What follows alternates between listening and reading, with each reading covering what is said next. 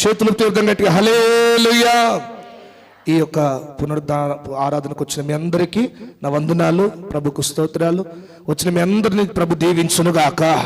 హల్లెలూయా. ఈరోజు ఎన్నో రోజు చెప్పండి?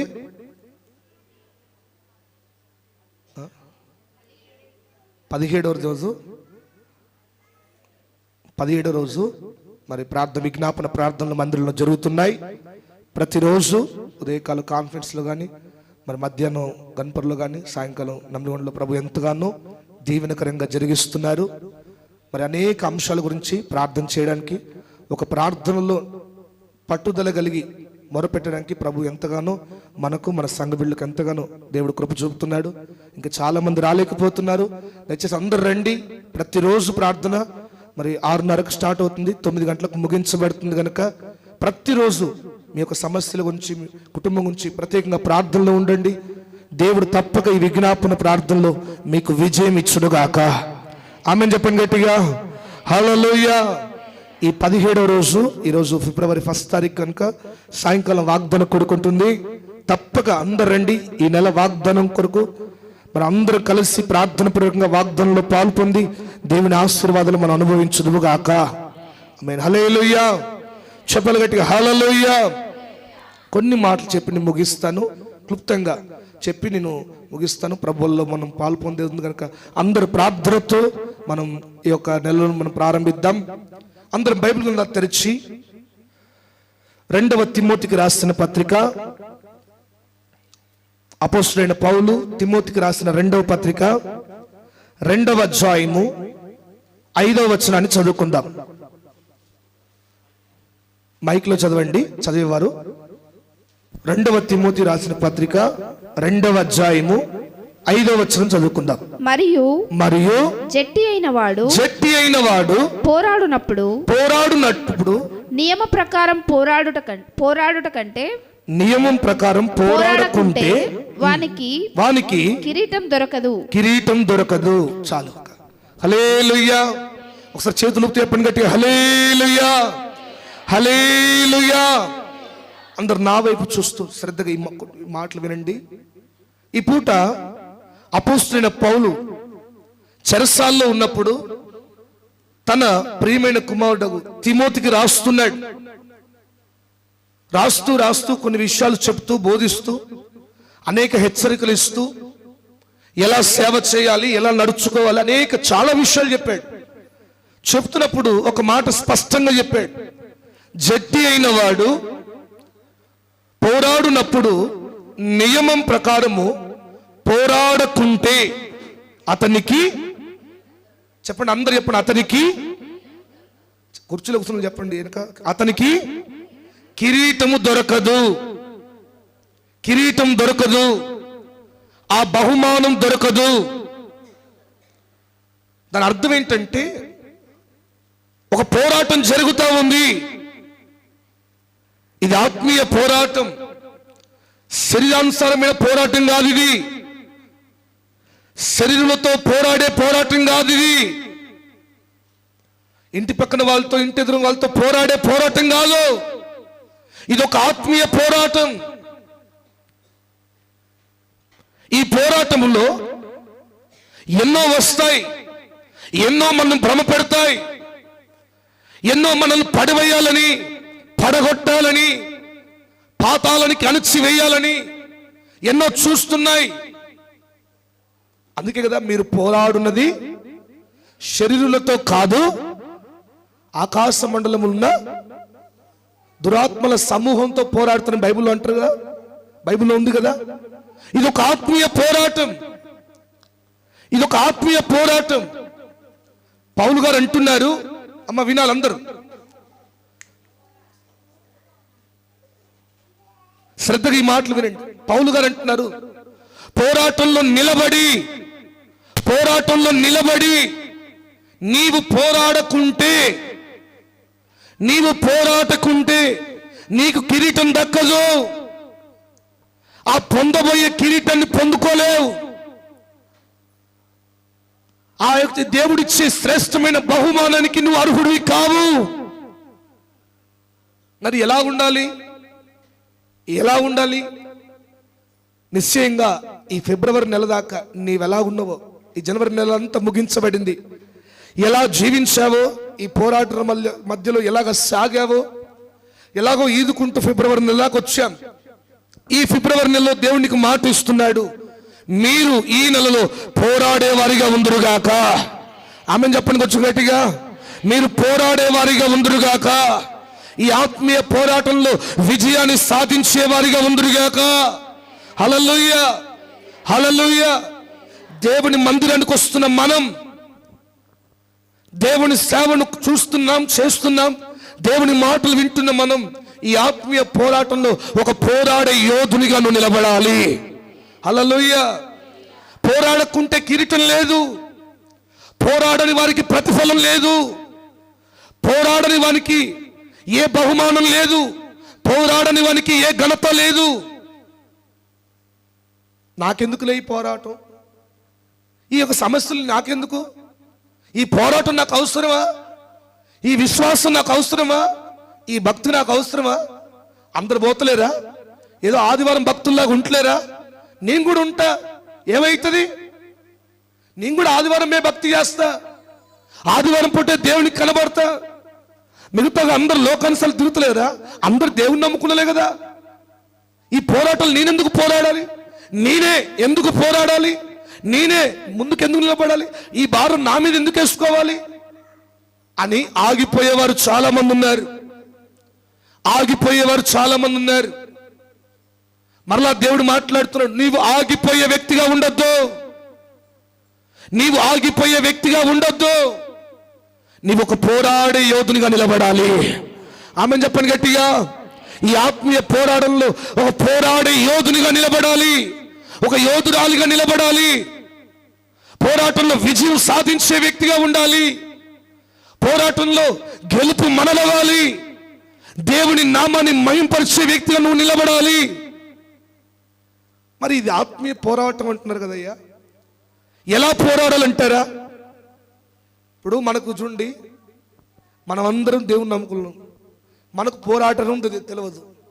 మరి ఎవరిని, ఒక వ్యక్తిని రోల్ మోడల్గా తీసుకొని, ఒక పోరాడే వ్యక్తిని చూసుకొని, ఆ పోరాడే వ్యక్తులు ఏ లక్షణాలు కలిగి ఉన్నాయో, ఒక పోరాడే వ్యక్తి ఎలాగ పోరాడుతున్నాడో, బైబిల్లో కూడా పౌలు గారు కూడా అందుకే స్పష్టంగా ఒక వ్యక్తిని సాదృశ్యంగా చెప్తూ వచ్చారు. చదవండి అన్నమాట, 2వ అధ్యాయము 3వ వచనం. ఎవరిని సూచిస్తున్నారు, ఎవరిని సాదృశ్యంగా చెప్తున్నారు చూడండి.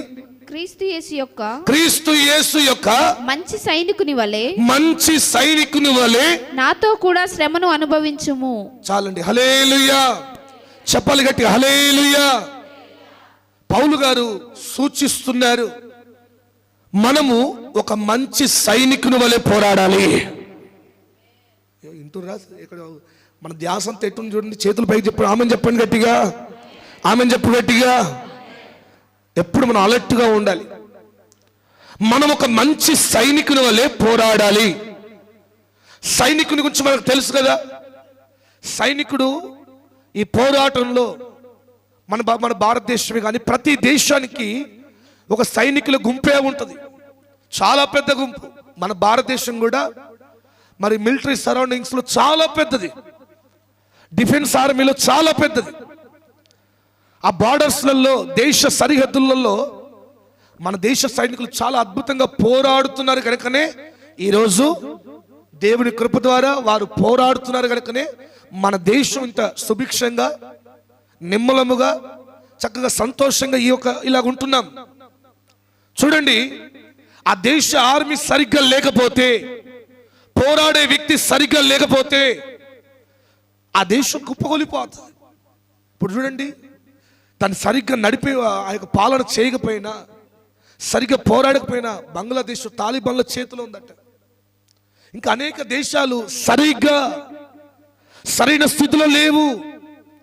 ఎందుకంటే సరిగ్గా పోరాడే వ్యక్తి ఉంటేనే ఆ దేశం కాపాడబడుతుంది. అలాగే సరిగ్గా పోరాడే వ్యక్తి అయితేనే నీ కుటుంబము అపవాది చేతిలో నుంచి తప్పించబడుతుంది. ఆమెను చెప్పండి గట్టిగా. సైతాను గాని తంత్రాల నుంచి తప్పించబడతారు. ఒకవేళ నువ్వు సరిగ్గా పోరాడని వ్యక్తి అయితే, ఈ పోరాటం ఎందుకు ఈ ఆరాటం, పోరాటం వద్దు ఈ ఆరాటం వద్దు అనుకుని మంచిగా దావీదులాగా ప్రశాంతంగా ఉండే వ్యక్తి అనుకోండి, అప్పుడు స్టార్ట్ అవుతుంది అసలైన పోరాటం. మనం అలా ఉండద్దు. దావీదు ఒక్కరోజు చేసిన తప్పుకి తన జీవితాంతం పశ్చాత్తపడాల్సిన పరిస్థితి వచ్చింది. ఆ ఒక్కరోజు పోరాడకుంటే, ఆ ఒక్కరోజు పోరాటంలో నిలబడకపోవడం వల్ల, ఆ ఒక్కరోజు పోరాటంలో వెనకడుగు వేయడం వల్ల తన జీవితాంతం పశ్చాత్తపడే పరిస్థితి వచ్చింది. దేవుని మందిరాన్ని తన చేతులతో కట్టాలనుకున్న దావీదు ఆశ, దేవుని మందిరాన్ని తన చేతులతో కట్టాలన్న దావీదు ఆశ విఫలమైపోయింది. ఎందుకంటే ఆ ఒక్కరోజు యుద్ధం జరుగుతూ ఉంది, అందరూ వెళ్ళారు, దావీదు మాత్రం ఆగిపోయాడు. వాళ్ళు చేస్తున్నారు కదా అనుకునే దావీదు మాత్రం ఆగిపోయాడు. పాపాన్ని చేశాడు, మరణాన్ని ప్రేరేపించాడు, అటెంప్ట్ మర్డర్కి ప్రేరేపించాడు. ఆ వ్యక్తి చనిపోవడానికి దావీదు కారకుడయ్యాడు. జీవితాంతం దావీదు పశ్చాత్తపడాల్సిన పరిస్థితి వచ్చింది. చూడండి ప్రేమ దేవుని బిడ్డలారా, మనం నిత్యము అనుదినము పోరాడే వ్యక్తులుగా ఉందువుగాక. ఆమేన్ చెప్పండి గట్టిగా. హల్లెలూయా, హల్లెలూయా. మరి ఏ విధంగా పోరాడాలంటే ఒక మంచి సైనికుని వలె అంటే మంచి సైనికులని మెన్షన్ చేస్తారంటే చెడ్డవాళ్ళు కూడా ఉంటారా అంటే ఉన్నారు కనుకనే పౌలు గారు స్పష్టంగా ఒక మంచి సైనికుని వలె చెడ్డ సైనికులు కూడా ఉంటారంటే చూడండి, మన దేశంలో బార్డర్స్లో చేస్తూ పక్క దేశానికి అమ్ముడు వేయవలేరా? ఎన్నోసార్లు ఆ వార్త మనం వినలేదా? ఆ యొక్క ఇన్ఫార్మర్స్గా ఉంటూ ఎంతోమంది ఉన్నారు. అయితే చూడండి, ఒక మంచి సైనికుడు నిత్యము పోరాటంలో నిలబడతాడు. ఒక మంచి సైనికునికి ఉండవలసిన లక్షణాలు క్రీస్తు సైన్యములో ఉన్న నీకుండాలి. హల్లెలూయా. ఈ ఫిబ్రవరి నెలలో మన ఒక సైనికునికి ఉండాల్సిన లక్షణాలు ఏంటి, ఏ లక్షణాలు కలిగి ఉన్నాడు, మనం కొన్ని నేర్చుకుందాం. ఆ సైనికునికి ఉండాల్సిన, ఇప్పుడు సాధారణంగా మన దేశంలో ఒక సైనికుడు అనుకోండి, ఆ వ్యక్తికి ఏ లక్షణాలు ఉంటాయో వాటిని పోలుస్తూ మనం ఎలా ఉండాలో, మనం ఎలాగ పోరాడాలో మనం నేర్చుకుందాం. మొట్టమొదటిగా మన దేశంలో చూస్తే ఇప్పుడు మిలిటరీ ఆఫీసర్లు ఉన్నారు. ఇప్పుడు ఒక వ్యక్తి మిలిటరీకి వెళ్ళాలంటే ఆ వ్యక్తికి 1 సంవత్సరం పాటు ట్రైనింగ్ ఉంటుంది. 1 సంవత్సరం పాటు ట్రైనింగ్ ఉంటుంది. ఎటువంటి ట్రైనింగ్ అంటే భయంకరమైన శ్రమేగా, భయంకరమైన, ఎంతంటే ఒక వ్యక్తి మరణించి లేచినట్టు అనిపిస్తుంది. ఎందుకంటే అడవులలో ఆ ట్రైనింగ్ సాగుతుంది. తర్వాత దేశ సరిహద్దుల్లో ఇక్కడ మంచుగడ్ల మధ్యలో ఉంటారు, అక్కడ కొద్ది కాలం ట్రైనింగ్ ఉంటుంది. నీళ్ళల్లో మునిగిపోవడం, ఎంతసేపు ఊపిరి ఆపుకోవడం, ఆ ట్రైనింగ్ ఉంటుంది. ఎన్నో రకాలుగా ఒక వ్యక్తిని పరీక్షించిన తర్వాతనే సైనిక దళంలోకి తీసుకుంటారు. హల్లెలూయా, చెప్పాలి గట్టి హల్లెలూయా. చాలా విధాలుగా పరీక్షించి 1 సంవత్సరం బట్టి ఆ పరీక్షలో అతను పాస్ అవుతూనే, రన్నింగ్లో కానీ, ఈదడంలో కానీ, షూటింగ్లో కానీ అన్నిట్లో పాస్ అయితేనే ఆ వ్యక్తి సైనిక దళంలోకి అర్హుడవుతాడు, సైనికునిగా ఎన్నికవబడతాడు. ఒకవేళ పాస్ కాకుంటే వెనకది రావాల్సిందే. ఇక అందుకే దాని కొరకు డిఫెన్స్ ఆర్మీగా చాలా ఇన్స్టిట్యూషన్స్ స్టార్ట్ అయినాయి. ఎలా ఆ యొక్క ట్రైనింగ్ నేర్చుకోవాలి, ఎలా సాగాలి, అనేక విషయాలు బోధిస్తుంటారు. ఇప్పుడు మన దగ్గర కూడా తాళ్ళ పద్మావతి కాలేజ్ అని వరంగల్ ఉంటుంది. దాంట్లో కూడా డిఫెన్స్ ఆర్మీ గురించి, నేవీ గురించి ఎన్నో ట్రైనింగ్స్ ఇస్తారు. అయితే చూడండి, ఈ లోకంలో ఉండే సైనికులకే, ఈ లోకంలో పోరాడే వ్యక్తులకే అంతగా పరీక్షలు ఉంటే ఆ పరీక్షలో పాస్ అయితేనే సైనిక దళంలో తీసుకుంటున్నారు. ఆత్మీయ పోరాటంలో నిలబడుతున్న మనం, క్రీస్తు సైనికులుగా నిలబడుతున్న మనం, ఈ ఆత్మీయ పోరాటంలో మనకు కూడా కొన్ని పరీక్షలు ఉంటాయి. అందుకే అపోస్తలుడైన పౌలును తిమోతిని పిలుస్తున్నాడు, ఒక పిలుపు ఇస్తున్నాడు. ఏంటి చూడండి ఆ మాట, 2వ 3వ వచనం. 2వ అధ్యాయం 3వ వచనం. క్రీస్తు యేసు యొక్క ఆ, మంచి సైనికుని వలె ఆ. నాతో కూడా శ్రమను అనుభవించు. నాతో కూడా శ్రమను అనుభవించు. శ్రమను అనుభవించును. ప్రియమైన దేవుని బిడ్డలారా, ఒక పిలుపు ఇస్తున్నాడు అపోస్తలుడైన పౌలు తిమోతికి. ఒక పిలుపు ఇస్తున్నాడు. ఏంటా పిలుపు? ఏదో పలానా దగ్గర పెళ్ళి అవుతుంది, మన అందరం పోదాం కాదు. ఏదో ఫంక్షన్ అవుతుంది, ఏదో అవుతుంది, ఏదో ప్రయాణం అవుతుందని కాదు. దేనికి ఇస్తున్నాడు పిలుపు? ఒక సంతోషమైన పిలుప, సంతోషాన్ని అనుభవించే పిలుపు అది. ఏమంటున్నాడు? క్రీస్తు యేసు యొక్క మంచి సైనికుని వలె శ్రమను అనుభవించడానికి నాతో కూడా రా, నాతో కూడా శ్రమను అనుభవించు, నాతో కూడా శ్రమను అనుభవించు. శ్రమలలో పాలు భాగస్తునిగా. అంటే చూడండి, ఒక సైనికుడు శ్రమను అనుభవించే వ్యక్తిగా ఉంటాడు. శ్రమను అనుభవించే వ్యక్తిగా ఉండాలి. శ్రమలలో కూడా నిలబడే వ్యక్తిగా ఉండాలి. శ్రమలను చూసి వెనకడుగు వేసే వ్యక్తిగా ఉండొద్దు. ఈ శ్రమలు ఈ ఆత్మీయ పోరాటంలో మనకు పోరాటం నేర్పుతాయి. ఈ శ్రమలు ఈ ఆత్మీయ పోరాటంలో మనం పడిపోకుండా దేవుని సహాయాన్ని అనుభవిస్తూ పోరాడే వ్యక్తులుగా మారాలి.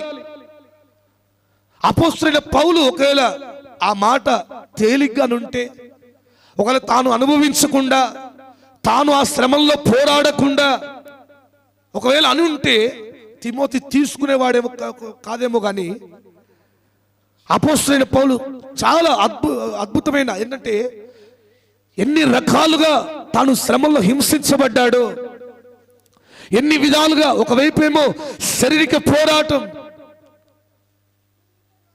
గొప్ప గొప్ప బైబిల్ పండితులు చెప్తున్నారు, పౌలు గారి కంట మూర్ఛరోగం ఉందట, మూర్ఛరోగం ఉందట.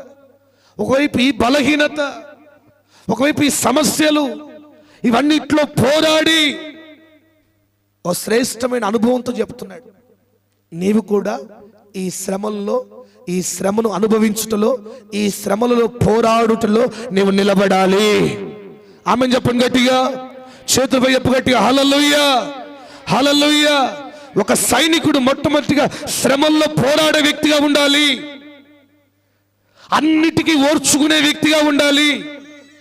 అన్నిటినీ సహించుకునే వ్యక్తిగా ఉండాలి. అన్నిటిలో నిలబడే వ్యక్తిగా ఉండాలి.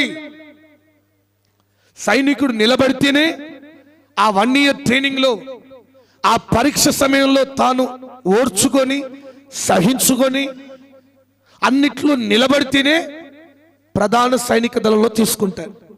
అలాగే ఈ శ్రమల్లో, ఈ శ్రమలు అనే పోరాటంలో, ఈ శ్రమలు వస్తున్న ఆత్మీయ పోరాటంలో పోరాడే యోధుడిగా ఉంటేనే, పోరాడే సైనికునిగా ఉంటేనే, పోరాటంలో నిలబడగలిగితేనే, పోరాటంలో వెనకడుగు వేయకుండా నీవు నిలబడితేనే ఆ ఘనత నీ కొరకునే ఉంటుంది. ఆమెన్ చెప్పండి, చేతులపై చెప్పు గట్టిగా, హల్లెలూయా, హల్లెలూయా.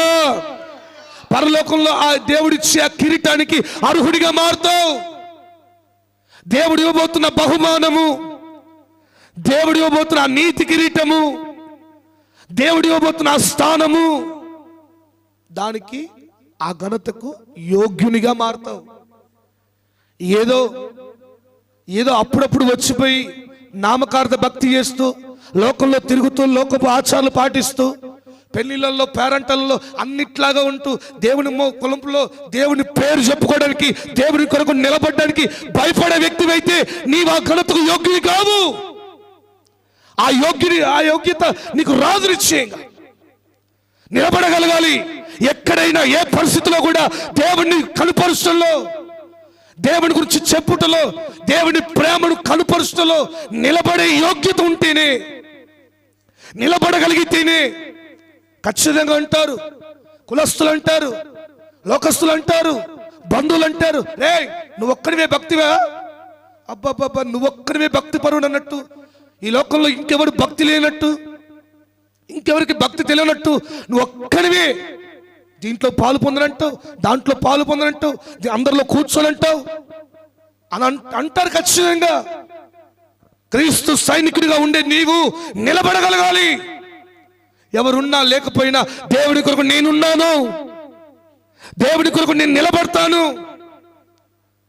ఎవరి సహాయం నాకు అందకపోయినా నా కొరకు దేవుడు సహాయం చేస్తాడని నమ్మకంతో నిలబడే వ్యక్తులకే ఆ పరలోకంలో ఆ గొప్ప ఘనత ఉంది. హల్లెలూయా, హల్లెలూయా. పరలోకంలో ఆ గొప్ప కిరీటం తన కొరకు ఎదురు చూస్తుంది. ఎలాగైతే ఆ యొక్క తండ్రికి 2 పిల్లలు ఉన్నారు కదా, చిన్న కుమారుడు తప్పిపోయాడని మనం వింటాం కదా. తప్పిపోయిన వ్యక్తి తిరిగి రావాలని అనుకుంటున్నప్పుడు, తిరిగి వచ్చిన తర్వాత మనం చూస్తే ఎప్పుడు జ్ఞాపకం చేస్తుంటాను, ఆ వ్యక్తి రాగానే అద్భుతం ఏంటంటే ఆ వ్యక్తికి చేతికి సరిపడా ఉంగరం, తన సైజుకి ఉంగరం రెడీగా పెట్టారు, ఉంగరం ధరించారు. ప్రశస్తమైన వస్త్రాలు, తనకు కావలసిన వస్త్రాలు, ప్రశస్తమైన వస్త్రాలు ధరించబడ్డాయి. తన కాళ్ళకు, తన పాదాలకు సరిపడా చెప్పులు సిద్ధమయ్యాయి. ఇప్పుడు మీరే చెప్పండి, మీలో మీ ఇంట్లో మనం చూడండి, మనం ఏదైతే మన పిల్లలు ఏదైతే ధరించుకుంటారో, నేను అనుకోండి, నాకు సరిపడే వస్త్రం నేను సిద్ధపరచుకుంటాను. అంతేగాని ఎవరో వస్తారని వాళ్ళు కరెక్ట్గా ఆ వ్యక్తికి సరిపడే వస్త్రాలు మన దగ్గర ఉంటాయా? ఆ వ్యక్తి కొరకు సిద్ధపరచుకుంటావా? ఇప్పుడు నా కాళ్ళకు సరిపడే చెప్పులు నేను తీసుకుంటాను, అంతేగాని దానికంటే చూడండి ఎవరో వస్తారు, ఆ వ్యక్తి గురించి నువ్వు ఆలోచించి తీసుకోవు కదా. నీ గురించి నువ్వు ఆలోచించుకొని నీకు సరిపడేవి తీసుకుంటావు. అద్భుతం ఏంటంటే ఆ తండ్రి ఇంటిలో తన చిన్న కుమారుడు లేకపోయినా, తప్పిపోయి ఎన్నో సంవత్సరాలైనా ఆ తండ్రిని నిరీక్షిస్తూ ఆ చిన్న కుమారుడికి సరిపడా అన్ని సిద్ధపరిచి పెట్టాడండి.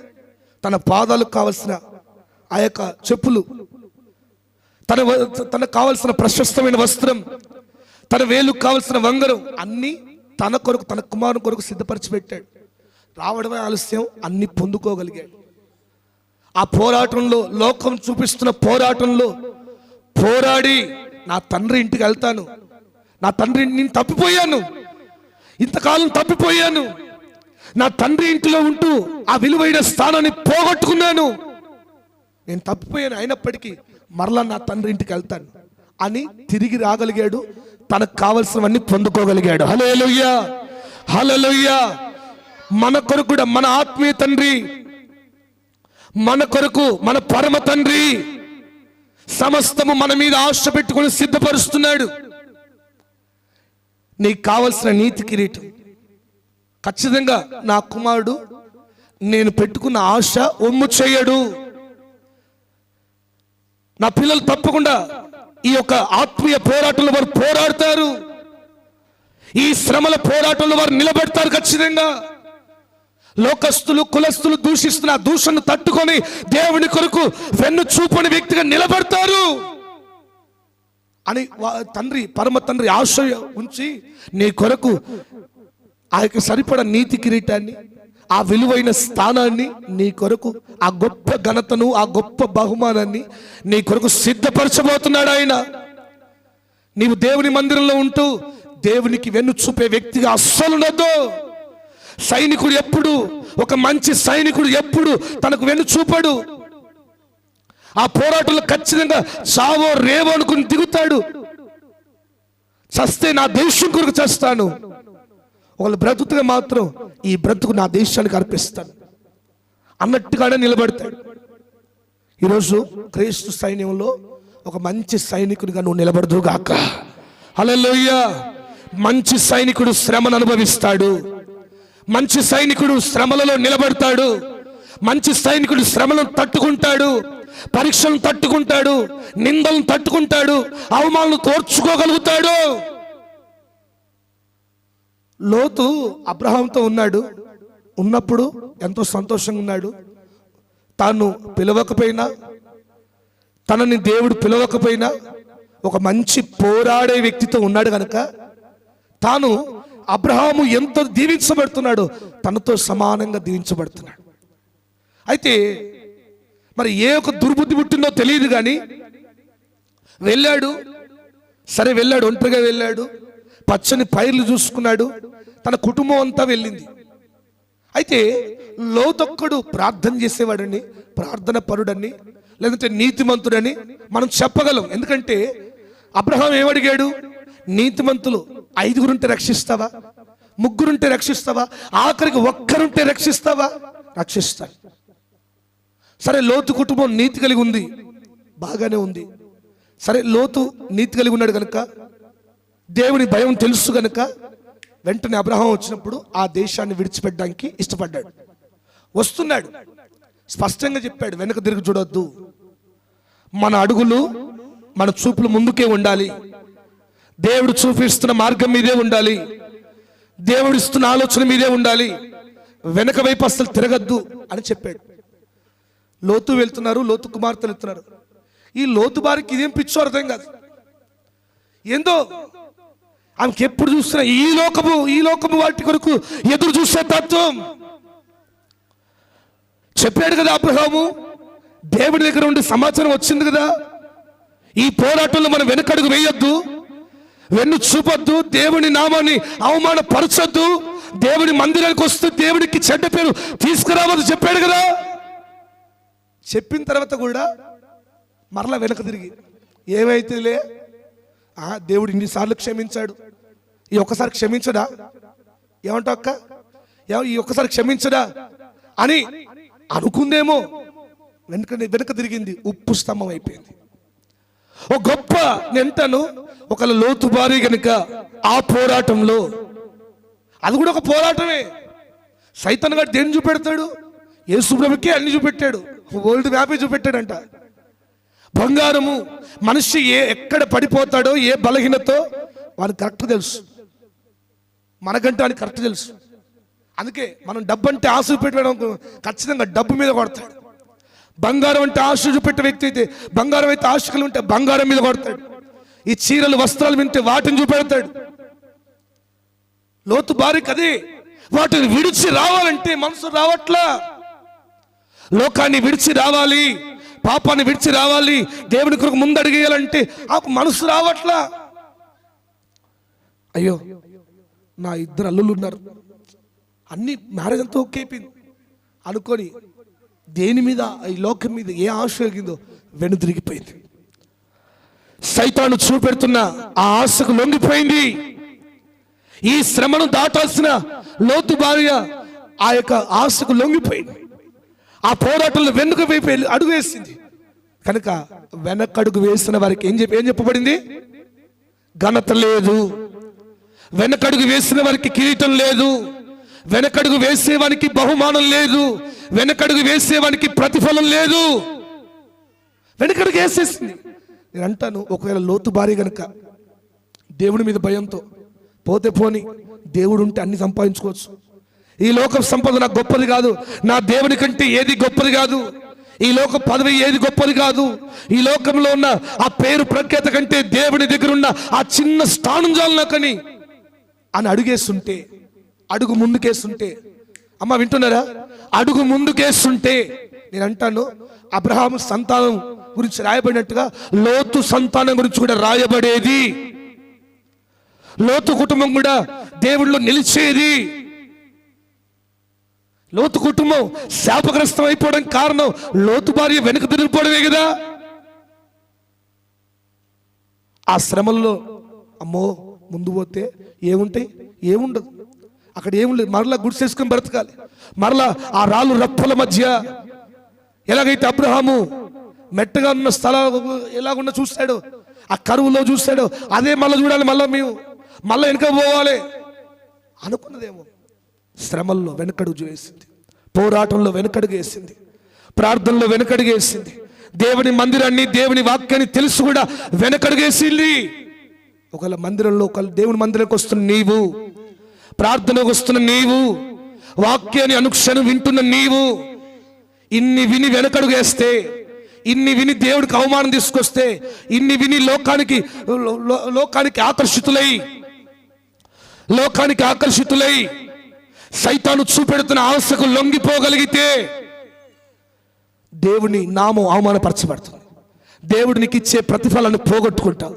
దేవుడు నీకు ఇచ్చే విలువైన స్థానం, నీ కొరకు, నీ భవిష్యత్తు కొరకు సిద్ధపరిచిన గొప్ప స్థానం, నీ కొరకు ఉంచిన గొప్ప స్థితి, నీ కొరకు ఉంచిన గొప్ప ప్రతిఫలం, నీ పిల్లల కొరకు ఉంచిన ఆ గొప్ప ఆశీర్వాదాన్ని తప్పక పోగొట్టుకుంటావు. కనుక దేవుడి మందిరానికి వస్తున్న మనం యవనస్తులైనా, పెద్దలైనా, సంఘ పెద్దలైనా, ఎవరైనా దేవుని మందిరానికి వస్తూ మనం శ్రమలను తట్టుకునే వారిగా ఉండాలి. ఈ పోరాటంలో నిలబడే వారిగా ఉండాలి. సైనికుని వలె ముందడిగేసేవాడిగా ఉండాలి. వెనకడుగు అస్సలు వేయొద్దు. వెనకడుగేస్తే దేవుడు మన కొరకు చూడండి, ఎప్పుడు మన పరిస్థితి ఇట్లే ఉంటాయి, ఇంకెప్పుడు దేవుడు దీవిస్తాడు అనుకోకండి. ఖచ్చితంగా దేవుడు నీ కొరకు ఒక గొప్ప స్థితి ఉంచుతాడు. ఖచ్చితంగా దేవుడు ఖచ్చితంగా నీ కొరకు గొప్ప స్థానం సిద్ధపరిచే ఉంటాడు. ఈ శ్రమల పోరాటంలో నువ్వు గెలుస్తావా చూస్తున్నాడు. ఈ శ్రమలను తట్టుకుంటూ చూస్తున్నాడు. ఈ శ్రమలను దాటి వస్తావా చూస్తున్నాడు. ఈ శ్రమలను ఓర్చుకుంటావా లేదో చూస్తున్నాడు. ఖచ్చితంగా వీటిని దాటగలిగితే, ఈ శరీర కోరికలను దాటగలిగితే, సైతాను గారు చూపెడుతున్న ఈ దురాశ, వీటిని దాటగలిగితే, శరీరాశను దాటగలిగితే, నేత్రాశను దాటగలిగితే, జీవపు డమ్మాన్ని దాటగలిగితే, నీ కొరకుంచిన ప్రతిఫలాన్ని నువ్వే అనుభవించుదువుగాక. ఆమెన్ చెప్పండి గట్టిగా. చేతుల పైకి ఒకసారి గట్టిగా ఆమెన్ చెప్పండి. ఆమెన్ చెప్పండి గట్టిగా. నిశ్చయంగా నేను నమ్ముతున్నాను, దేవుడు మీకు ఆ కృప అనుగ్రహించునుగాక, పోరాడే కృప అనుగ్రహించునుగాక. ఇప్పుడు ఎటువంటి పోరాటమైనా, ఎటువంటి శ్రమల పోరాటమైనా మనం ముందడుగు వేయుదుముగాక, ముందడుగు వేయుదుముగాక. గట్టిగా చప్పలు కొడుతూ యేసుని స్తుతించండి. గట్టిగా గట్టిగా గట్టిగా గట్టిగా. నిశ్చయంగా ఈ పోరాటంలో నువ్వు ముందడుగు వేయుదుముగాక. దేవుని అభిషేకం నిన్ను ముందు పెట్టునుగాక. దేవుని కృప నీకు ముందడిగేసే కృపనిచ్చునుగాక. నీ పిల్లలు, నీ కుటుంబం, నువ్వే ముందుకు అడుగు వేయుదువుగాక. పోరాడే కృప నీకు ఇచ్చునుగాక. దేవుడు ఇవ్వబోతున్న ఆ ప్రతిఫలాన్ని, గొప్ప ఆశీర్వాదాన్ని నువ్వు అనుభవించుదువుగాక. ఎల్లకాలం ఉండవు ఈ శ్రమలు, కొద్ది కాలమే ఉంటాయి. చూడండి, ఇప్పుడు చూస్తున్న ధర్మసాగర్లో సారు సేవ స్టార్ట్ పెట్టినప్పుడు మా బంధువే శైలస్ పాల్ అని, తాతయ్య వాళ్ళ తమ్ముడు అవుతాడు. చక్కగా బాప్తిసం తీసుకున్నాడు. ఆ కుటుంబం మంచిగా భర్త, భార్య వాళ్ళ అమ్మ, అత్తమ్మ ముగ్గురు కలిసి ఆ ఊరికి వెళ్ళారు. బహు కష్టాలు పడ్డారు. ఆ ఉన్న కొద్ది కాలం నలిగిపోయారు. కఠినమైన సేవ చేశారు. కొన్ని ఆత్మలు రక్షించబడ్డాయి. ఆ కొన్ని కొత్త కదా, వాళ్ళకు ఈ పోషించుకోవడమే కష్టమైపోయింది. తాతయ్య ఎన్నోసార్లు సాయం చేసేవాడు. అయితే ఈ శ్రమలు అన్నీ అనుభవిస్తున్నప్పుడు అలా తండ్రి వచ్చి, కొడుక నువ్వు ఇంటికి పెద్దోడివిరా, నీ వెనక ఎంతో మంది ఉన్నారు, నీ వెనక మన చెల్లెళ్ళు ఉన్నారు, వాళ్ళ వివాహాలు ఉన్నాయి, నీకు ఈ గతి ఎందుకురా, ఈ బాధ ఎందుకు, మనకు ఆస్తిపాస్తులు ఉన్నాయి కదా, ఈ శ్రమలు మనకు అవసరమా, ఈ ఇబ్బందులు అవసరమా, విడిచిపెట్టంటే నిజమే కదా. అమ్మో ఇంత కష్టం ఉంది.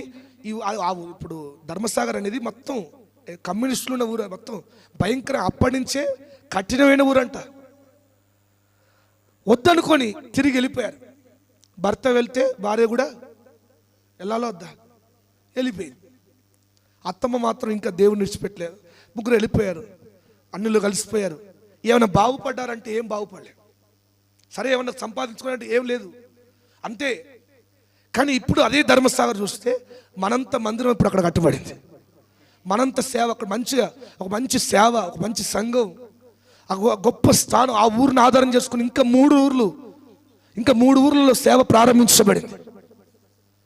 కొద్ది కాలం అది తట్టుకొని నిలబడితే నేను అనుకున్నాను, ఆ మందిరం చూసినప్పుడు అల్లు అనిపిస్తుంది, అయ్యో గొప్ప స్థానం దేవుడిచ్చాడు, గొప్ప స్థితి.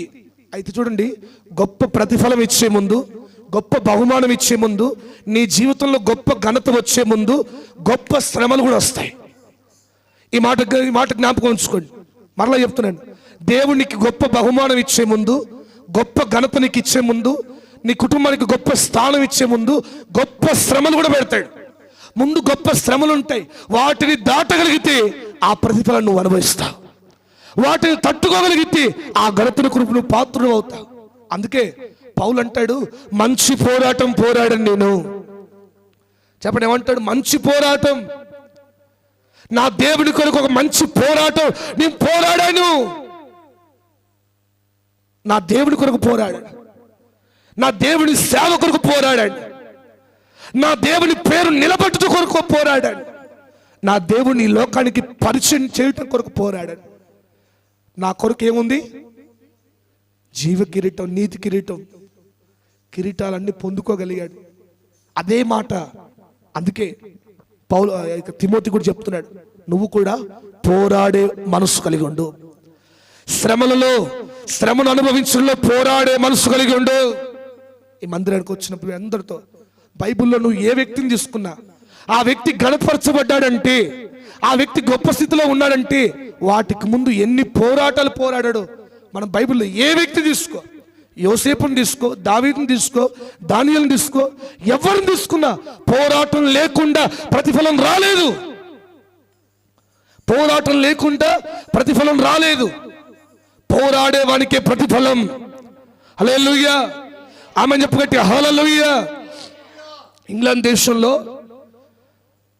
దేశంలో అక్కడ ఉన్న రాణి, మహారాణి, ఆమె ఏం చేసిందంటే ఈ సంవత్సరం ఎంతమంది పోరాడారో, ఎంతమంది సైనికులు దాంట్లో గొప్ప పోరాటం చేశారో వారందరికీ నేను బహుమానం ఇవ్వాలనుకుంటాను పిలిచారట.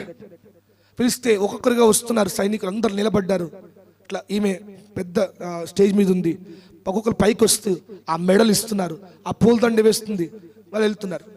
అట్లా ఒక్కొక్కరు, కొద్దిమందికి ఆ చేతులు గాయమైన వాళ్ళు, కొంతమంది చేతులు పోయిన వాళ్ళు అందరూ వచ్చి వాళ్ళకు ఆ యొక్క ఘనతను పొందుకొని వెళ్తున్నారు, ఆ బహుమానం పొందుకొని వెళ్తున్నారు, ఆ మెడల్ తీసుకొని వెళ్తున్నారు. ఒక వ్యక్తి వచ్చాడంట, ఆ వ్యక్తికి 2 చేతులు మొత్తం పోయినాయి, 2 చేతులు యుద్ధంలోనే పోయినాయి. ఆ వ్యక్తి అలాగే స్ట్రెచర్ మీద అలాగే ఉన్నాడు. అప్పుడు ఏమేం చేసింది తెలుసా?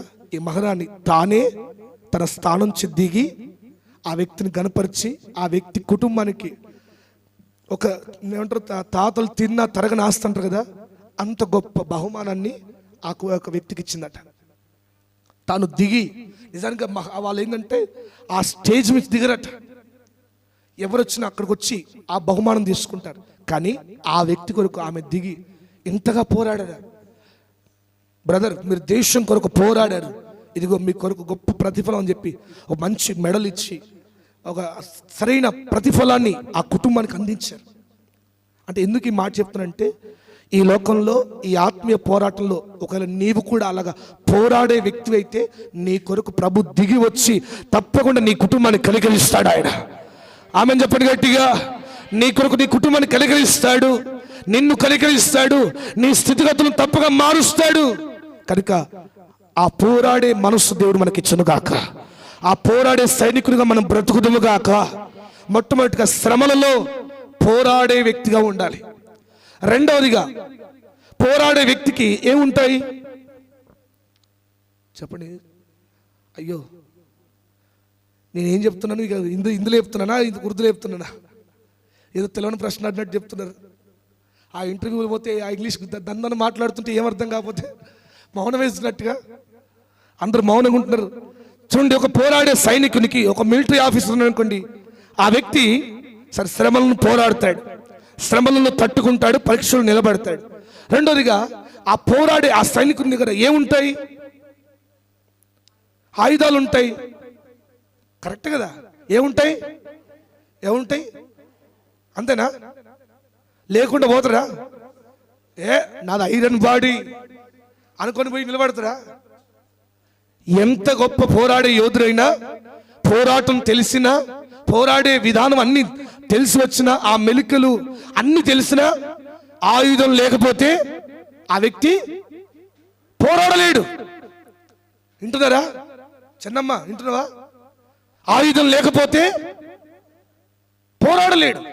అంటే పోరాడే వ్యక్తికి ఖచ్చితంగా ఆయుధం ఉండాలి. బైబిల్లో మనకు కూడా దేవుడు చక్కటి ఆయుధం ఇచ్చాడు. ఒక పోరాడే వ్యక్తికి సర్వాంగ కవచము. చూడండి, ఆ పోరాడే వ్యక్తికి వాళ్ళకు అంటే వెనకట పోరాటం ఉన్నప్పుడు ఎట్లుండేదంటే, రాజులతో పోరాడినప్పుడు వారికి సమస్తం సర్వాంగ కవచం ఉండేది. సర్వాంగం అంతా ఎట్లా అంటే తల నుంచి మొదలుకుంటే అరిపాదం వరకు మొత్తం కప్పివేయబడి, ఎదుట శత్రు బాణం విసిరితే తాకకుండా అన్ని విధాల ఆయుధాలు ఉంటేనే ఆ వ్యక్తి పోరాటంకి వెళ్ళేవాడు. అందుకే మనం ఆ మాట వింటాం కదా. దావీదు అంటాడు, చూడండి ఆ మాట చూడండి, 1 సమూయేలు గ్రంథం 17వ అధ్యాయము. దావీదు సౌలుతో అంటాడు, చూడండి ఆ మాట. ఎన్నో వచ్చిన ఒక 17:39 17:39 చూడండి. ఈ సామాగ్రి దావీదునకు వాడుక లేదు గనుక తాను తొడిగిన వాటిపైన కత్తి కట్టుకొని వెళ్ళగలిగినది లేనిది చూచుకొనిన తరువాత దావీదు, ఇవి నాకు వాడుక లేదు, వీటితో నేను వెళ్ళలేనని సౌలుతో చెప్పి వాటిని తీసివేసి తన కర్ర చేత పట్టుకొని ఏటి లోయలో నుండి 5 నున్నని రాళ్లను ఏరుకొని తన యొద్దనున్న చిక్కములో నుంచుకొని వడిసెల చేత పట్టుకొని. చూడండి, అక్కడ మనం చూస్తే దావీదు పోరాటానికి వెళ్తున్నాడు, గొలియాతుతో పోరాటానికి వెళ్తున్నాడు. ఎవరితో చెప్పాలి, అందరూ చెప్పాలి. గొలియాతుతో పోరాటానికి వెళ్తున్నాడు. నేను పోరాడతానయ్యా అంటే సౌలు ఏమన్నాడంటే, సాధారణంగా చెప్పాను కదా, పోరాడే వ్యక్తికి సర్వాంగం అన్ని తల నుంచి మొదలుకుంటే అది పాదం వరకు సమస్తం కప్పబడి, తలకు శిరస్త్రాణం ఉంటుంది, నడుముకు దట్టి ఉంటుంది, చేతిలో ఆయుధం ఉంటుంది, సర్వము కప్పబడిన తర్వాతనే వెళ్తారు. అవన్నీ తన దగ్గర ఉన్న విలువైనవన్నీ తీసుకొచ్చి దావీదుకేస్తే దావీదు తనకి సెట్ అవ్వట్లా అంట. ఎందుకంటే ఇవన్నీ వాడుకలేవు, ఇవన్నీ బరువు ఉన్నాయి, చాలా బరువు ఉంటాయి. పోరాడే వ్యక్తి, ఎందుకంటే పోరాడే సైనికులు కూడా, దావీదు అన్నలు కూడా మిలిటరీలో ఉన్నారు కదా, దావీదు అన్నలు కూడా చాలా ఎత్తైన వారు. అంటే ఎత్తుగా ఉన్నవారిని, బలంగా ఉన్నవారిని తీసుకునేవారు, బలంగా ఉండేవారిని తీసుకునేవారు. అందుకే సమూయేలు అంటాడు, సమూయేలు దీవించడానికి వెళ్ళి, సమూయేలు అభిషేకించడానికి వెళ్ళినప్పుడు మొదటి అన్న వస్తాడు, దావీదు వాళ్ళ మొదటి అన్న వచ్చినప్పుడు సమూయేలుకే మనసు వచ్చిందట. సమూయేలుకే మనసు వచ్చిందట. ఇతనేమేమో దేవుడు ఎన్నుకున్న వ్యక్తి, ఎత్తుగా ఉన్నాడు, పొడుగా ఉన్నాడు, బలంగా ఉన్నాడు, దిట్టంగా ఉన్నాడు అనుకోండి, వెళ్ళి అభిషేకించబోయాడు. అంటే చూడండి, దావీదు యొక్క 7 అన్నలు ఎలా ఉన్నారు, ఎంత బలంగా. అంటే సైనికులు ఉండే ఎట్లుంటారంటే అంత బలంగా అన్ని ఆయుధాలు ధరించుకొని ఉంటారు. ఇప్పుడు బైబిల్ అంటుంది మనకు కూడా అన్ని ఆయుధాలు ఉన్నాయి, మనకు కూడా శిరస్త్రాణం ఉంది. ఈ ఆత్మీయ పోరాటంలో సైతాన్తో పోరాడంటే, ఈ లోకంతో పోరాడాలి అంటే, అపవాది శక్తులతో పోరాడాలి అంటే, శరీర సంబంధమైన క్రియలతో పోరాడాలి అంటే ఈ ఆయుధాలు లేకుండా వెళ్ళొద్దు. నువ్వు ఈ ఆయుధాలు లేకుండా వెళ్తే నువ్వు పోరాటంలో ఓడిపోతావు. ఏంటి, నీ తలకు శిరస్త్రాణం ఉండాలి. శిరస్త్రాణం ఏంటి, రక్షణ అనే శిరస్త్రాణం. మనకు ఆత్మీయతలో మనకున్న ఈ యొక్క శిరస్త్రాణం ఏంటంటే రక్షణ. రక్షణ అనే శిరస్త్రాణము. అది లేకుండా వెళ్ళావా పడిపోతావు. అది లేకుండా వెళ్ళావా నిశ్చయంగా ఆ యొక్క అపవాది క్రియలతో నువ్వు జయించలేవు, ఈ పోరాటంలో ముందడుగేయలేవు. రక్షణ అనేది కంపల్సరీ. రక్షణ ఉన్న బిడ్డలకి ఆ ప్రతిఫలము, రక్షణ ఉన్న బిడ్డలకి దేవుని సహాయము, రక్షణ ఉన్న వారికి ఈ యొక్క ఆత్మీయ పోరాటంలో శరీర సంబంధమైన ఈ యొక్క లోకపు ఈ యొక్క పాటలతో కానీ, లోకపు హెచ్చతో కానీ, శరీర సంబంధమైన కోరికలతో కానీ రక్షణ ఉన్నవారు మాత్రమే పోరాడగలుగుతారు. రక్షణ లేకపోతే నువ్వు పోరాడలేవు. ఆ జయించే శక్తి నీకు రాదు, ఆ జయించే బలం నువ్వు పొందుకోలేవు. కనుక ప్రియమైన దేవుని బిడ్డలారా, రక్షణ అనే శిరస్త్రాణం ధరించుకుందువుగాక. ఆమె చెప్పండి గట్టిగా, రక్షణ అనే శిరస్త్రాణం నువ్వు ధరించుకుందువుగాక. ఈ ఆయుధం ఉంటేనే ఆ పోరాటంలో విజయం సాధిస్తావు. రెండవదిగా వాక్యము అనే దట్టి, వాక్యము అనే దట్టి ఉండాలి. మనం వింటాం కదా, దట్టి నడుము కట్టుకునేది, అదెంతో బలంగా ఉంటుంది. అనుక్షణము వాక్యం అనే దట్టి నీలో ఉంటేనే నీవు బలంగా ఉండగలుగుతావు. ఈ వాక్యం అనే ఆయుధం నీ అణువణువున ధరించుకోవాలి. నీ అణువణువున వాక్యం అనే దట్టి నీలో ఉండాలి. అణువణువున వాక్యము, అణువణువున ప్రత్యక్షతలు, అనువనువున ఆ ప్రకటనలు, ఆ వాక్యములో ఉన్న అనుభవం నేను రేపుతా ఉంటే అప్పుడు నువ్వు విజయం సాధిస్తావు. నువ్వు నిలబడగలిగితే అప్పుడు విజయం సాధిస్తావు. వాక్యం లేకుండా నాకు రక్షణ ఉందిగా అంటే కుదరదు. వాటితో పోరాడలేవు. వాక్యం ఉండాలి. రెండవదిగా విశ్వాసం అనే డాల్ ఉండాలి. చెప్పండి, విశ్వాసం అనే ఇది కూడా ఒక ఆయుధము. అనుక్షణము ఒక రక్షించబడే వ్యక్తికి ఖచ్చితంగా విశ్వాసం కలిగిన వ్యక్తిగా ఉండాలి. విశ్వాసం అనే ఆయుధం ఉంటేనే నువ్వు పోరాడగలుగుతావు. విశ్వాసం అనే ఆయుధం ఉంటేనే నువ్వు విజయం సాధించుకోగలుగుతావు. ఎందుకంటే ఈ లోక సంబంధంతో కాదు నువ్వు పోరాడేది, ఈ లోకంలో ఉన్న శరీరంతో కాదు కదా పోరాడేది. ఈ విశ్వాసం ఏం చేస్తుందంటే, ఒకవేళ నువ్వు యుద్ధంలో బలహీన పడితే ఈ విశ్వాసం నిన్ను బలపరుస్తుంది. ఈ విశ్వాసం నిన్ను స్థిరపరుస్తుంది. నువ్వు వెనకడుగు వేయకుండా నీకు బలాన్ని ఇస్తుంది. నువ్వు వెనకడుగు వేయకుండా నిన్ను బలపరుస్తుంది. ఈ విశ్వాసం అనే డాల్ ఉండాలి. నాలుగోదిగా ప్రార్థన అనే ఖడ్గం ఉండాలి. ప్రార్థన అనే ఖడ్గం ఉండాలి. ఈ ఖడ్గం లేకపోతే అపవాది గాని క్రియలను నువ్వు లయపరచలేవు. రక్షణ ఉన్నా, నీ దగ్గర వాక్యం ఉన్నా, నీ దగ్గర విశ్వాసం ఉన్నా, ప్రార్థన లేకపోతే ఇవి పనిచేయవు. ప్రార్థన లేకపోతే శత్రువు యొక్క, అపవాది యొక్క బాణముల నుంచి తప్పించుకోలేవు. ప్రార్థన లేకపోతే పైకి రాలేవు. కనుక ప్రియమైన దేవుని బిడ్డలారా, ప్రార్థన అనే ఖడ్గం కలిగిన వారిగా ఉండాలి. ఈ ప్రార్థన ఏం చేస్తుంది తెలుసా? నిశ్చయంగా శరీరాశలను, నేత్రాశలను అవన్నిటిని జయించేటట్టుగా నీకు సహాయం చేస్తుంది. ఆమెను చెప్పండి గట్టిగా, చేతులపై చెప్పు గట్టిగా, ఆమెను చెప్పండి. ఈ ప్రార్థన అనే ఆయుధం ఉన్నప్పుడు ఏమైతే తెలుసా? నువ్వు దేన్నైనా జయించగలుగుతావు. ఈ ప్రార్థన ఉన్నప్పుడు నువ్వు దేనితోనైనా పోరాడగలుగుతావు. ఈ ప్రార్థన ఉన్నప్పుడు దేనితోనైనా, దేని విషయంలో, ఏ శ్రమలోనైనా నిలబడగలుగుతావు.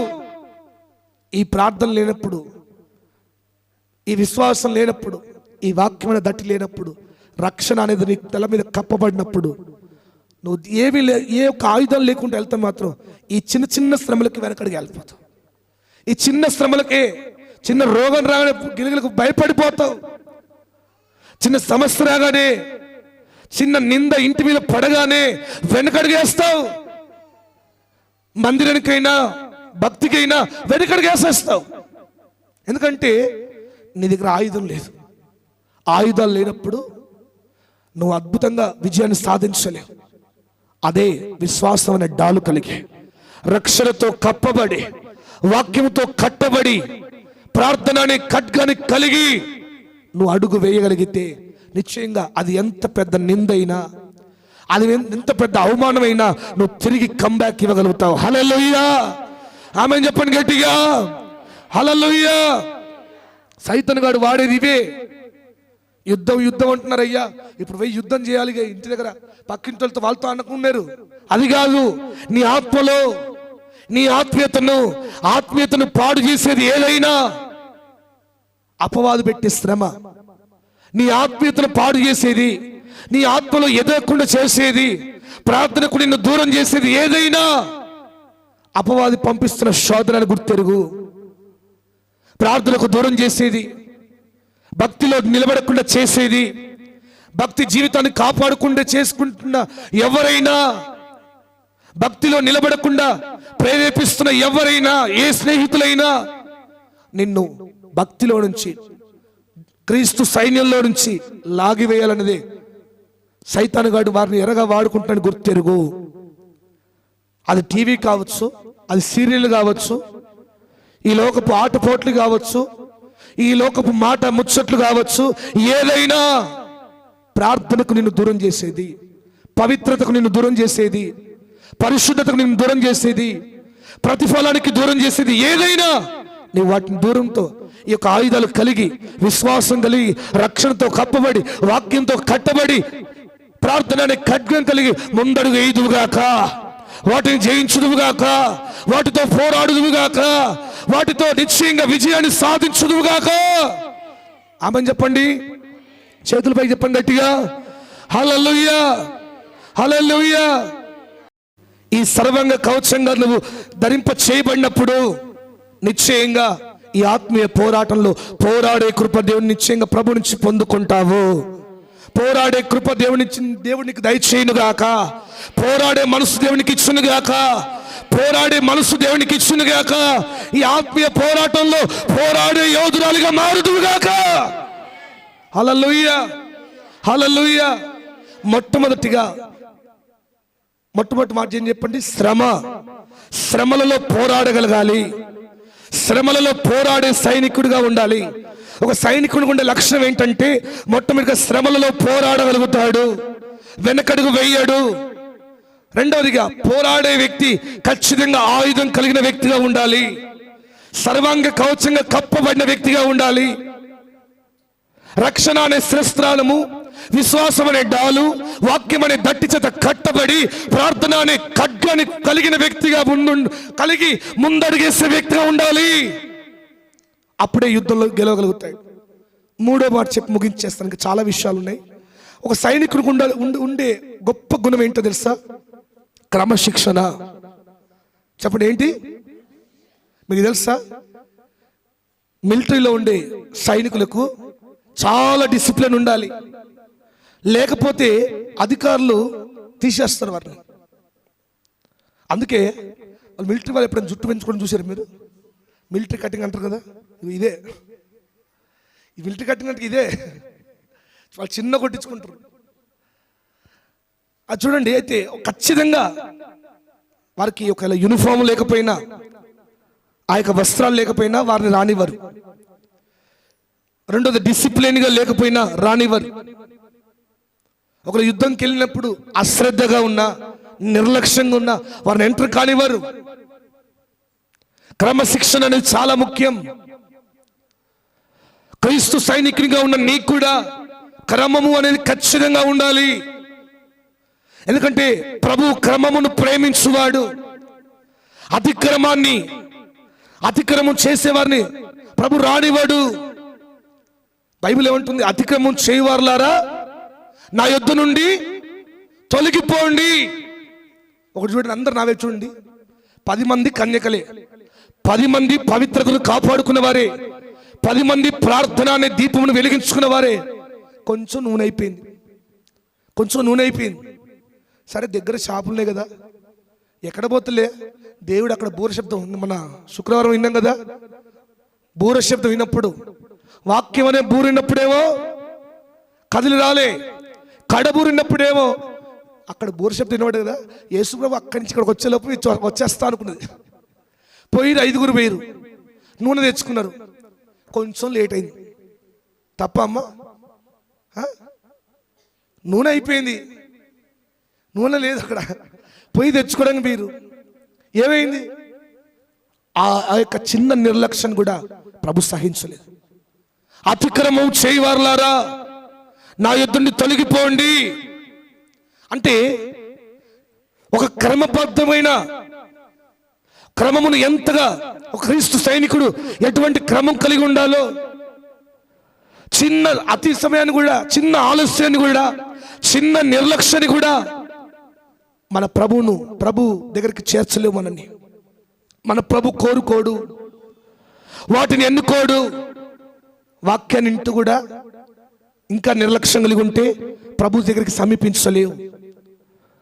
ఇంకా ప్రార్థన అనే నూనె సమృద్ధిగా నిలబెట్టుకోవాల్సిన సమయం ఇదే.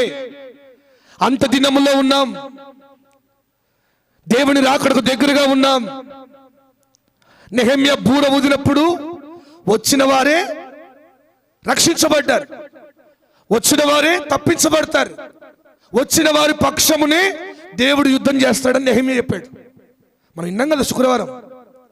వాక్యం అనే బూర ఈ అంత దినాల్లో నీకు వినబడతా ఉంది. ఇంకా నీ యొక్క భక్తి క్రమం మీదకి రాకపోతే, నీ ప్రార్థన జీవితం క్రమబద్ధించకపోతే, క్రమశిక్షణ లేకపోతే, ప్రతిదీ ఆయన అతిక్రమను దేశించువాడు. నిర్లక్ష్యం చూడండి. ఏశావు ఏం చేయలేదు. ఏశావు భ్రష్టుడని రాయబడింది. ఏశావు చూడండి, ఏశావు గురించి అసలు ఆ క్రొత్త నిబంధనలో మనకు రాయబడి ఉంటుంది. కోల్పోయాడని రాయబడింది. నేను అంటాను, కొంచెం ఆలస్యమైంది, కొంచెం ఆకలింది తప్ప తప్ప చర్చి కొంచెం ఆలస్యం ఏమైంది, ఇంత కొంచెం వండుకొని కొంచెం తిని, కొంచెం షుగర్ పేషెంట్లు ఏమవుతుంది? నువ్వు తిని రావడం తప్పు కాదు, నువ్వు ఆలస్యంగా అంటే నీకు మన ఇది నేను స్టేటస్ పెట్టాను చూసాం కదా, నిర్లక్ష్యమే తప్పు. నీ చిన్న నిర్లక్ష్యం ఏం చేస్తుంటే కొద్ది కొద్దిగా నీకు మందిరం మీద ఉన్న ఆ దైవ భయాన్ని తొలగించేస్తా, మందిరం మీద ఉన్న ఆసక్తిని తొలగించేస్తా. పోదాంలే, పాస్టర్ వచ్చి ఇంకా వాట వాడిందా, పాస్టర్ రావాలి ముందంత మనం వస్తామా అన్నట్టుగా అనిపిస్తుంది. 40 రోజులు ప్రార్థనలు అయితే నిదానంగా పోదాంతి, పాస్టర్ ప్రార్థన చేయించి లాస్ట్లో వాక్యం చెప్తాడు, ఆ లాస్ట్ టైం పోదాంతి. వాక్యం చెప్పేదే 10 నిమిషాలు, ఆ లాస్ట్ ఎప్పుడో 8:30 చెప్తాడు, 8:40 చెప్తాడు, అప్పుడు పోదాంతి అన్నప్పుడు ఏమైతే తెలుసా, మెల్లమెల్లగా సైతాన్ కనుక నువ్వు అవకాశం, సైతాన్ కనుక గుప్పిట్లోకి వెళ్తావు, జాగ్రత్త, ఇదే అవకాశం అనుకుంటాడు. కనుక ఏదైనా నిర్లక్ష్యం మన దగ్గర ఉండద్దు. చూడండి, ఏలియా బయలు ప్రవక్తల ముందు నిలబడ్డాడు, సవాలు విసిరాడు, పోరాటాన్ని విసిరాడు. మరి పోరాటాన్ని గెలిపించేది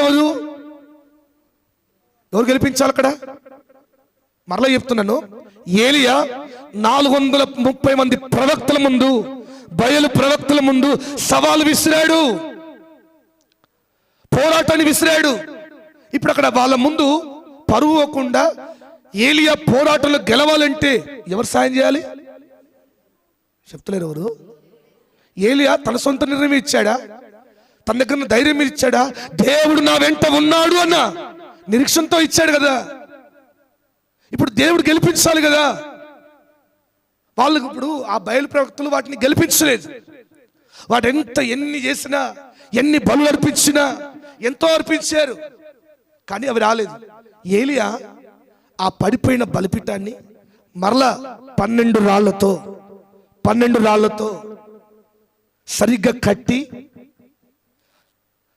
సరిగ్గా బలి అర్పించి, బలి పశువును సమముగా ఏర్పాటు చేసి, అన్ని చేసి మోకరించి ఒక చిన్న ప్రార్థన చేయగానే ఆకాశం అగ్ని దిగివచ్చింది.